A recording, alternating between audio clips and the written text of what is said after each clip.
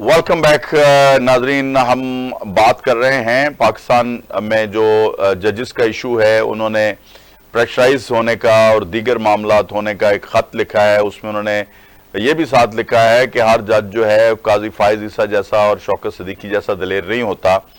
तो बंदा पूछे कि भाई आप उस वक्त कब कहाँ थे, आपके पास तो चॉइस है रिज़ाइन करने की, तो आप रिज़ाइन करें ना, दलेरी करें, फिर बताएं। क्योंकि जब तक आप जज हैं इस तरह की बातें इंटरनेशनल मीडिया को नहीं दे सकते, ये ओपन खाते नहीं लिख सकते। ये मुझे नहीं पता, वैसे ये वकला ज़्यादा बेहतर बताएंगे। मेरे साथ इस वक्त मौजूद हैं हाई कोर्ट के वकील हैं जनाब मुनीर अहमद भट्टी साहब, जानी मानी शख्सियत हैं। वेलकम करते हैं प्रोग्राम में। अस्सलाम वालेकुम भट्टी साहब।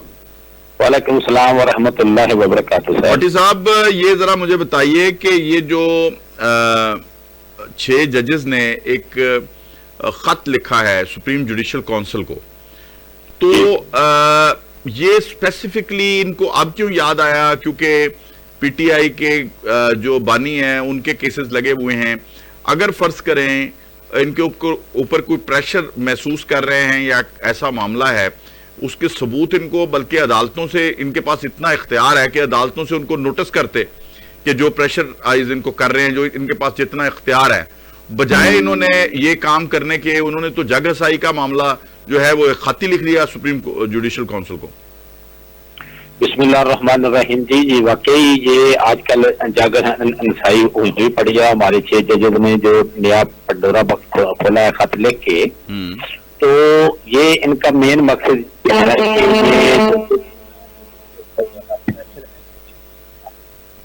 और जिसकी वजह से ये इनके काम में मदाखलत हो। अच्छा। और इन्होंने मुतालबा किया है कि जजेस तक कन्वेंशन बुलाया जाए और ये मामला सुप्रीम जुडिशल काउंसिल। तो यहाँ तक कन्वेंशन बुलाने का मुतालबा है। तो मैं ये समझता हूँ कि ये जजेस हमारी अदलिया में भी कुछ तफरीक है जजेस में, जो एक साइड की बात करते हैं और दूसरे जज एक साइड की बात। सही। इस्लामाबाद हाई कोर्ट आपको पता है कि वो खालिस्तान और ज्यादातर फैसले वो पीटीआई के हक में आते हैं इस्लामाबाद हाई कोर्ट के। सही।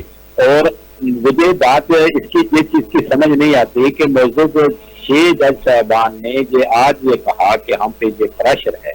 तो आपको पता होगा कि ये 2017 से 2024 तक जस्टिस रिटायर्ड शौकत अजीज सिद्दीकी साहब का जो जज थे इस्लामाबाद हाई कोर्ट के, उन्होंने कहा था कि डीजीसी साहब जो है वो ISI के यानी कि जनरल फैज साहब उनके घर आए और उन्होंने ये कहा कि नवाज शरीफ को सजा देनी है। तो मैंने कहा कि मैं उसके मुताबिक। भट्टी साहब, आपने बड़ी जबरदस्त बात कर दी है, क्योंकि उन्होंने बाकायदा नाम लेके कोर्ट किया था।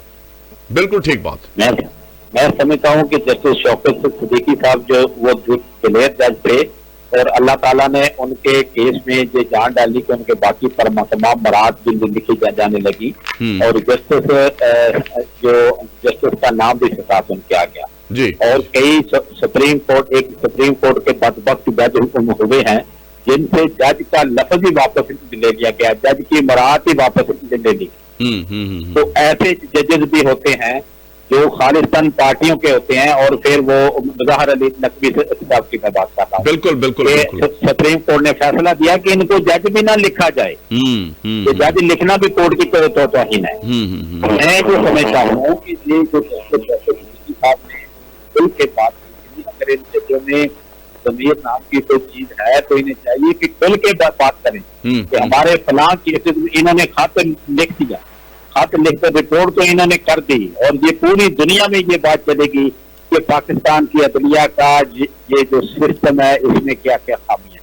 सही। और अल्हम्दुलिल्लाह और बैड लक ये हमारी देखें कि हम पहले एक 130वें नंबर पे हैं और फिर हमारा इस किस्म की बातें जो है ना ये हमारे मुल्क में अदलिया के निजाम को नुकसान दे रही हैं। अच्छा, ये वही लोग हैं, जरा पता नहीं अब इस पे कोई नोटिस ना आ जाए मुझे, ये वही लोग हैं कि जो बानी पीटीआई के साथियों को पता भी होता है कि इस्लामाबाद में वो आग जलाओ गिराओ करेंगे, इस्लामाबाद में आके वो एस्टेब्लिशमेंट के जो GHQ पे हमला करेंगे, फिर भी ये جو ہیں وہ جو انتظامیہ ہے ان کو آرڈر کرتے ہیں کہ ان کو جلسہ کرنے دیا جائے، ان کو جناب وہاں پہ احتجاج کرنے دیا جائے، اور پھر وہ آگ لگاتے ہوئے پکڑے جاتے ہیں، تو پھر اس کی بھی ایک تعویل گھڑتے ہیں۔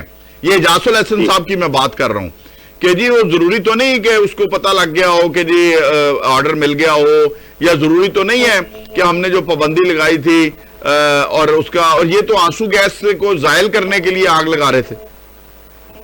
دیکھیں جی، یہ اجاز الحسن صاحب تو کھل کے سامنے آ گئے تھے مزار علی نقوی صاحب کی جگہ، جیسے عمر صاحب کا بیان کھل کے سامنے آ گئے تھے۔ اچھا، ایسے لوگوں کے ساتھ ہونا کیا چاہیے مختصراً ذرا بتائیے، کیونکہ پروگرام کے اختتام کا وقت ہوا ہے۔ میں جو سمجھتا ہوں کہ اگر ان ججز نے یہ الزامات لگائے ہیں تو ان کے پاس ثبوت بھی ہونے چاہیے، بالکل اور یہ ثبوت سے قانون شہادت کے مطابق یہ کریں۔